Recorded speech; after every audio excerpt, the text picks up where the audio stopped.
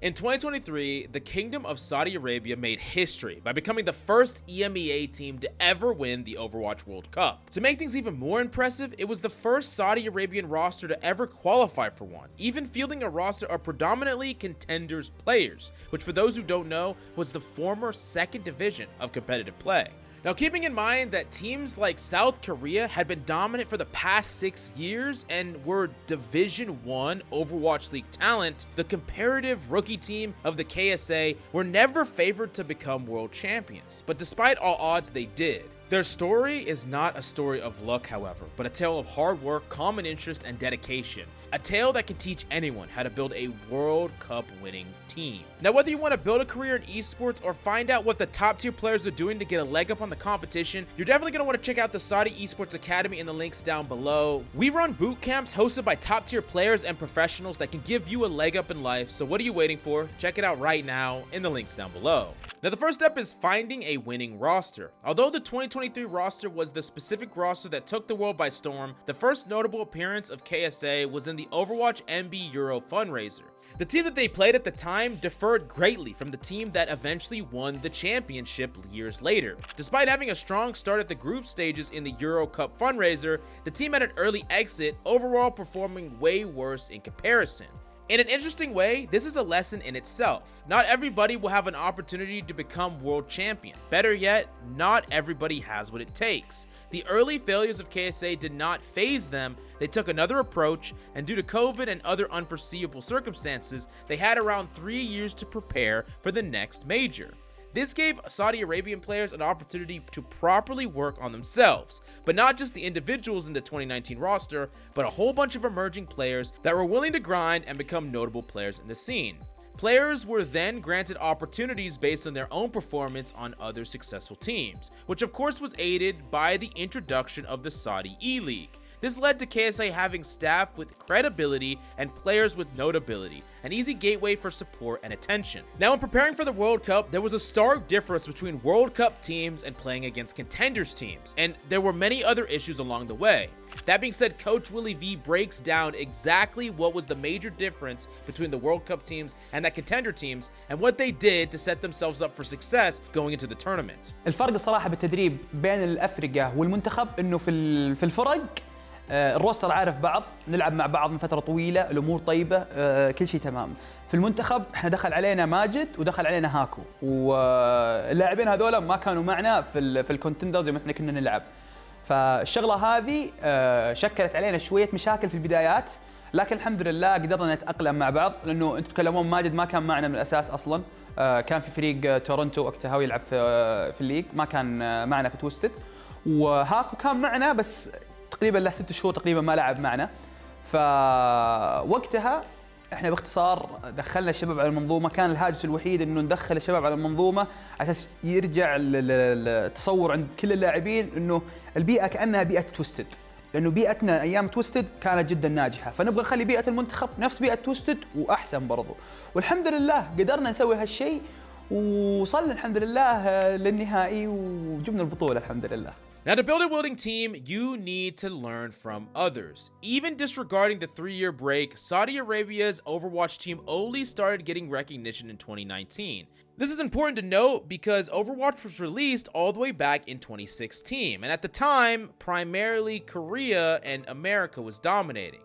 That being said, all these years later, Saudi Arabia now is crowned on top, and it shows through dedication, planning, and learning from others, you can slingshot past them and be the new champions. The main benefit to peaking late is that the best World Cup teams were also already established, which is an extremely necessary piece of information. If you're planning on competing against these teams someday, you know exactly what their standards are, and you know exactly how hard you're going to practice and what you need to do to overcome these already dominant teams. Next off, you need to prepare, and by 2023, metas were not only understood, but the idea of how the meta changed between regions was common knowledge and heavily documented. It was no secret that even in ranked play, Saudi Arabian meta was unique, with a perfect combination of comps that were slow and calculated, as well as all-in hyper-aggressive comps with a lot of traditionally off-meta picks. To an extent, this region had a natural advantage because of some of the favored teams from Asia and North America would have never played against comps and philosophies that the Saudi Arabians were so familiar with. This was actually proven to be the case during their run, besting the team from China. Now, the level of competition definitely took a step up, and as such, practice and scrims for the World Cup definitely dramatically changed. And that's why Quartz from the KSA team had this to say about how difficult and different the practice was preparing for this event. هو الصراحة احنا يعني بأي بطولة ثانية مع فريقنا الحالي تويستد مايندز يمكن التدريبات ما تكون كثيفة زي فترة كأس العالم، لأن فترة كأس العالم كنا مع لاعبين جديدين، معنا تقريبا 2 جديدين ما قد لعبنا معهم، وفوقها كان معنا واحد إن جيم يعني غيرنا روله، اللي دايم هو يلعب غيرنا روله، فكانت التدريبات صراحة كثيفة مرة، اللي كنا نلعب يوميا أقل شيء 6 ساعات تدريب، اترك اللعبة نفسها، فيعني أتليست كان اللاعب يوميا يلعب 10 ساعات. استمرينا على هالنظام يوميا لمدة كم؟ من فترة التصفيات يعني يمكن 5 أشهر 6 أشهر متواصلة تدريبات. فصراحة الفترة كانت متعبة جدا، بس أنت لازم تتعب يعني إذا تبغى تطمح للشيء الأفضل. والحمد لله طبعا في شعور جدا جميل، هو أن أصلك بعد ما أنت تدرب، حتى لو تدرب 2 سنين بعد ما تفوز، أول ما تفوز كذا تنسى شعور التعب، كل شيء سويته كذا يختفي، وبس شعور جميل جدا. يعني فترة كأس العالم صراحة كانت تدريبات كثيفة جدا متعبة مرة. The next up is playing to strengths. Don't be afraid to think outside of the box. One strategic decision that no other team was able to match with KSA is that they took their idea of running off meta to the next level. They didn't just realize the strengths that their region's meta had, but also looked to play into the strengths of their players as individuals. Their star player Yezin was the perfect example of this. For years he had been known as the best Pharah and Echo in arguably the entire world, but the main issue was the fact that he lacked a lot of flexibility in the heroes that he could play. Of course, approaching the World Cup, he spent a lot of time on other characters like Sojourn, but it was clear that other Sojourn players from around the world would still be able to outplay him in the head-to-head. The KSA staff did not view picking up Yezin as a risky move. They know that he could outperform entire teams if they played towards his strengths instead. The KSA staff made strategies around Yezin using the resources that they had. This can teach even the most casual player a lesson or two about having trust in their teammates, building around talented players, and approaching a meta in an untraditional way, but still succeeding because enemies are not prepared to play against it. In addition to that, you need to be adaptable if you want a championship team. What happens if things go wrong? Due to unforeseen circumstances, Yezin was unable to play past the qualifying stages of their World Cup run, leading the KSA team into a situation where they had to field a different DPS line. Now, it's unknown how long before Yezin's departure, KSA's team knew of his unavailability, but the loss of him in the roster was certainly a setback.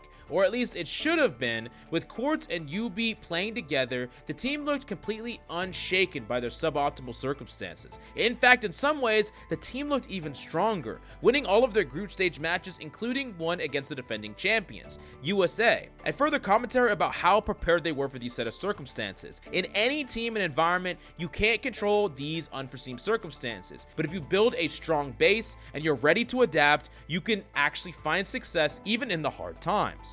Another incredibly important thing that the KSA team had was the winner's mentality. Even with all these measures in place, Saudi Arabia's run was not an easy one. In fact, there were several moments where it looked like they were going to be knocked out, like when they were drawing 2-2 with Finland going onto the final map, or when they were 0-2 down against China in the grand finals. KSA had greatly exceeded expectations by reaching the final. The team was in a situation where they could have accepted defeat and been proud of what they achieved, but they were hungry for much more. Reverse sweeping the newly famed favorites in the tournament, and KSA have never qualified, but still they were champions. The criticism, the roster changes, the matchups, it was a perfect cognition of destroying a team's mental. That being said, regardless, KSA arrived on top and secured the Overwatch champions as the best team in the world. Now, one of the team's DPS players, UB, after winning, had this to say about his experiences post-winning a championship. تقريبا نفس الإجابة. أكثر شيء يعني صدق اللي بعد البطولة كانت الشهرة.